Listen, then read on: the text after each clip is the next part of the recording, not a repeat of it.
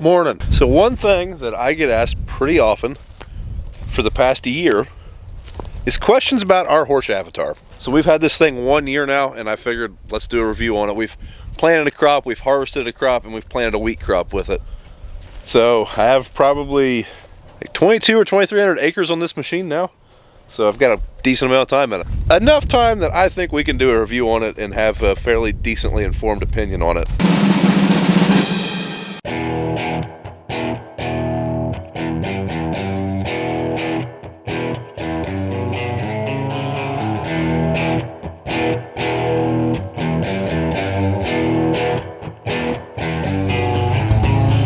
So yeah, this is a 40-foot, 10-inch spaced Horsch Avatar air seeder. This is not a planter, this is an air seeder. We bought this to replace a case splitter planter and a Great Plains 7.5-inch drill. Every year we plant roughly 400 acres of wheat and then double crop after that, along with our beans. That's what this machine has been used for. So a little bit about Horsch. It is a German company. They manufacture planters, tillage equipment. They recently introduced a sprayer. Starting to see that name more and more in North America. We first seen a Horsch piece of equipment at the Farm Science Review. Dad and I remember he was very drawn to that piece of equipment. I thought it looked like a fertilizer bar. It looked just like this.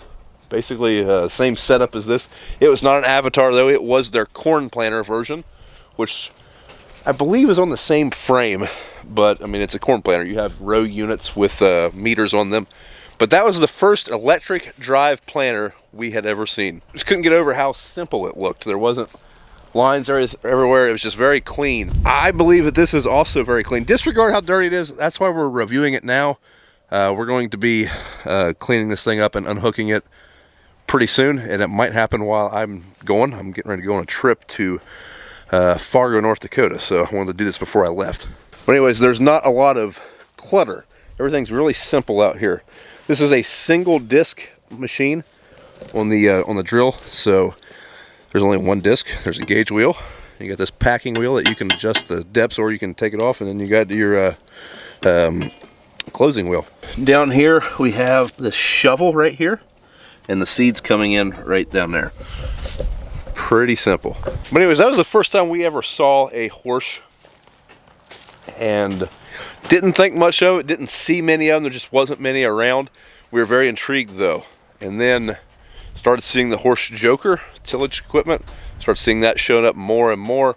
And then when we were ready to replace that case planter, I don't remember how we got on air seeders. We demoed a sunflower air seeder.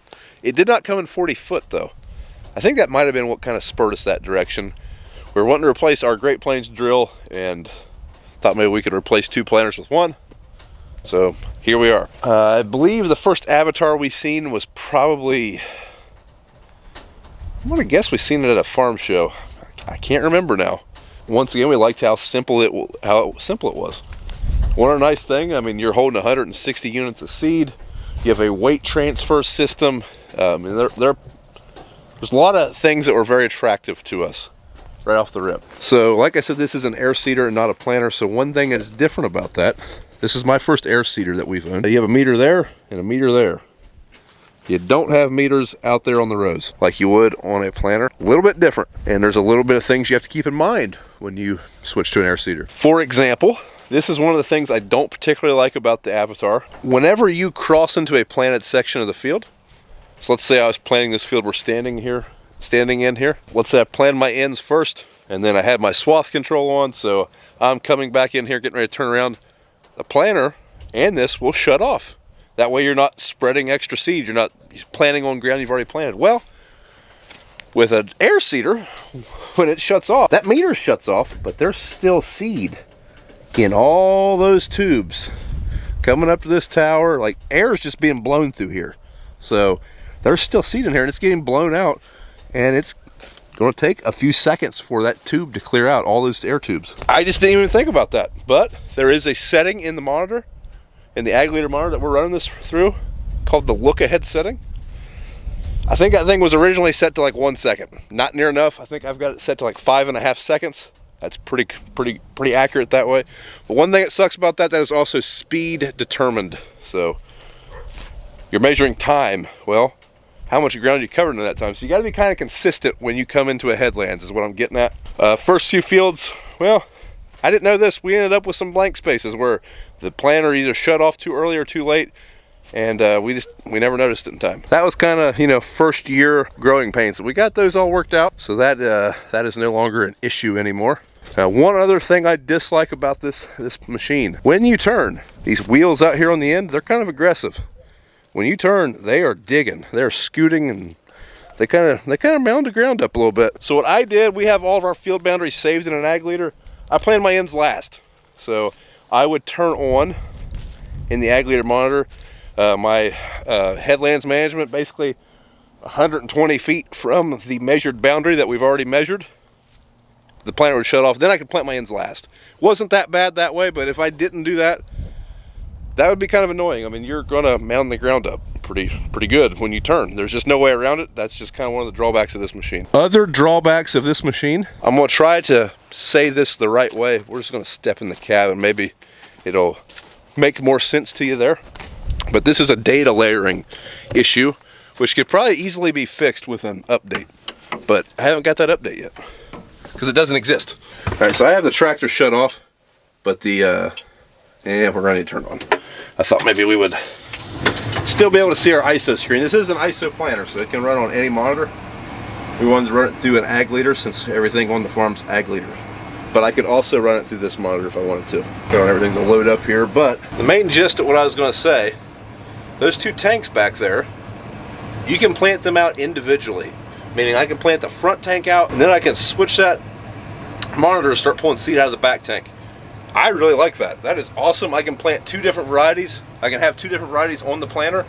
Maybe I want to plant variety A on some better dirt on the other end of the field, but to get there I need to plant this poorer dirt, so I'm going to plant variety B there. I like that ability. And it's pretty handy to switch varieties. I can just fill up hopper A, run it out. I mean, it's just, I really like that flexibility. Only problem is, the way Horsch has their data, way they have their things layered, right now I have those two tanks chained together, meaning that I'm pulling a little bit of seed out of both, pulling 50% of my rate out of each tank, because Horsch has one tank labeled as fertilizer. Like, that's how the coding is wrote in that, and one of them is labeled as seed. Basically, when you're planting, let's say, I can't remember which one it calls fertilizer and which one it calls seed, but let's just say hypothetically the front tank it calls fertilizer. So when I would be planting in here, I would have to create a fertilizer profile that was basically beans. And what sucked about that, it just got really difficult to keep track of things in the field when we were combining. It doesn't need to be that way. Like I say, I'm pretty sure this can all be fixed with an update. Anywhere where we had bin B, that is considered seed on Horsch land, everything worked smoothly. Like, all of our variety tracking, everything was switching over. Anywhere where we had bin A, which was considered fertilizer, I mean, I could find that data, but I'd have to dig. It was complicated trying to get three machines all on the same page as to what variety we were harvesting sometimes. I have them chained together now because then I don't have to do that. But I'm pulling seed out of both hoppers. I would really prefer to do one hopper at a time. But with them chained together, they're both considered seed that way. That's why we're doing it this way. Some of the nice features about this machine, like you can adjust the downforce on here, but it's a percentage. So right now we're at 100% downforce. I can go over here and adjust that depending on field conditions. Works out pretty well. We have half width shutoffs, so I can turn those off manually. Like I say, I usually use swath control. Don't worry about it. That said, if I'm in a field with a lot of zigzags and that thing's going to be shut on and off, I usually just put it on manual plant. I don't know that I trust that look ahead setting enough to make sure that we're filled in. I'd rather over plant on beans than under plant on beans anyways, so that's kind of how I do it. It's just information that if you're considering one of these, I think you should know those kind of things. So, is it the end of the world? No, but I think you should know. But you do have the ability to halfway shut off. This is called water hole mode. It is pretty neat. If it wasn't so wet, I'd just put this thing in the ground and show you. But basically, we can have the bar down, we can be planting along, and let's say we find a spot like that's really wet and we don't want to put the row units in the ground. But we have wheat on board. I mean, wheat will grow out of the ground. I mean, it's better to grow in the ground, but you can hit this water hole mode and it will keep spitting seed out like you're planting, but allow you to raise the bar up in the air. It's a nice feature.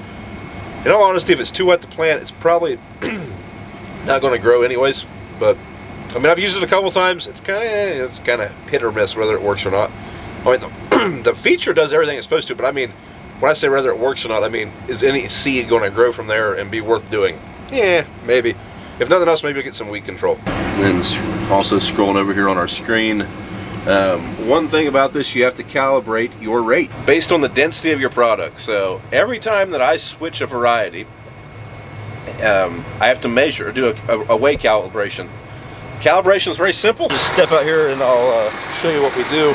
It's not a hard process, it's just something, it's just another step that you have to do. Basically over here in my toolbox, I get a scale and a bag. Bag's right there. Slide it into those slots right there. Hit this toggle switch, run some seed out, weigh it, tell the monitor how much we weighed. It compares it, what it thinks we metered out, and then you're calibrated. Not complicated, not difficult. I'll be honest though, sometimes I just don't want to do it. I mean, when it's 90 degrees and you're having a bad day and you just want to get back in the machine and cover some acres, I don't want to do it sometimes. And I'd be lying if I said that I've not done it a time or two, which would not give you the most accurate rate. Now that said, you're not talking being like 10,000 plants off, but you're going to be off a little bit.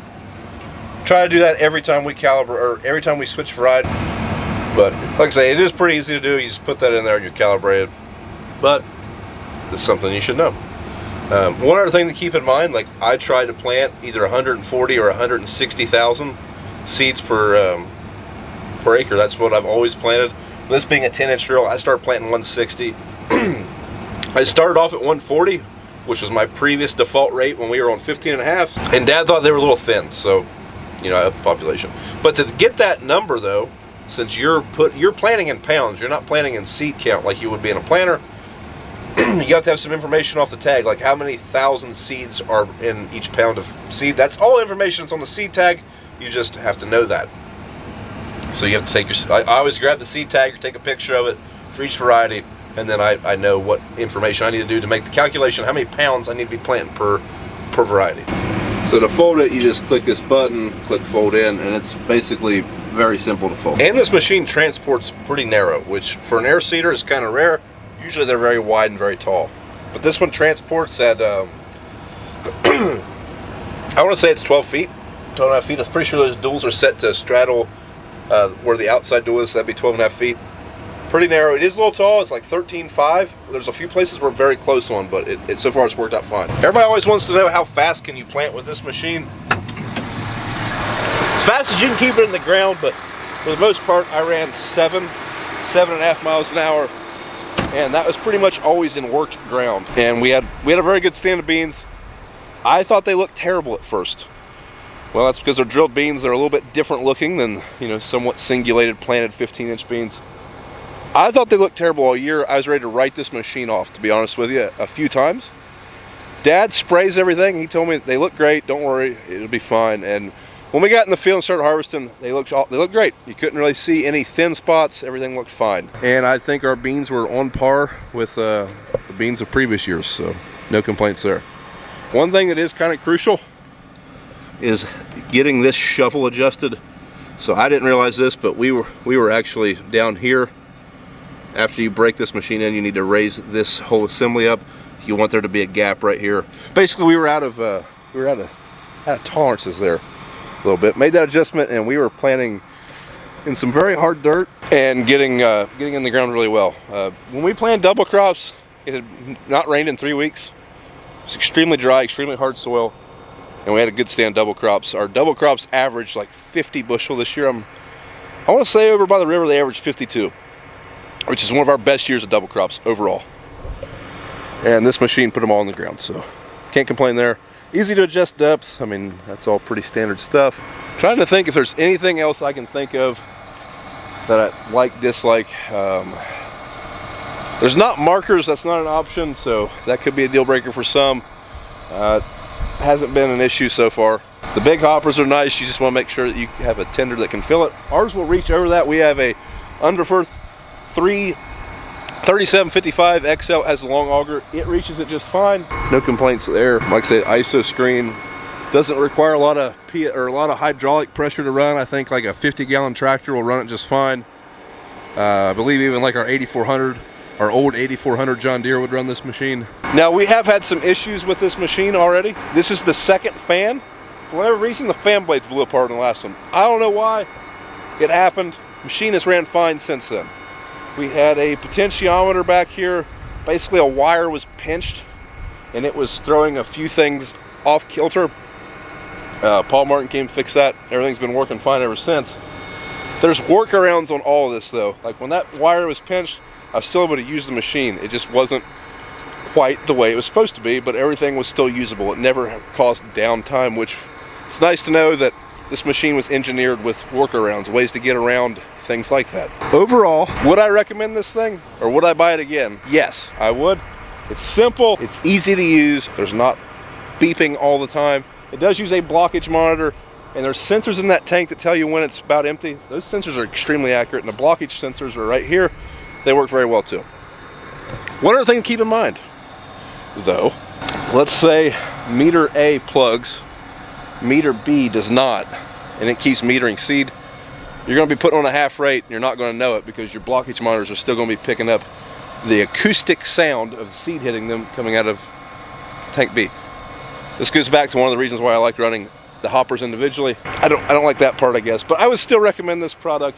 We're not getting rid of it. We're going to keep using this thing for a while, especially now that we've seen the results. I mean, it proved itself to me this year. I don't see anything wrong with it. And so far, our dealer, Paul Martin & Sons, they have been awesome to work with. No complaints from them guys. Sure to be more dealers around, so I'm sure that they'll all get you taken care of, but we've had great luck with Paul Martin & Sons. So yeah, I'd buy it again. 10 out of 10. Now when it's time to replace our corn planter, a Horsch corn planter will be something we do look at.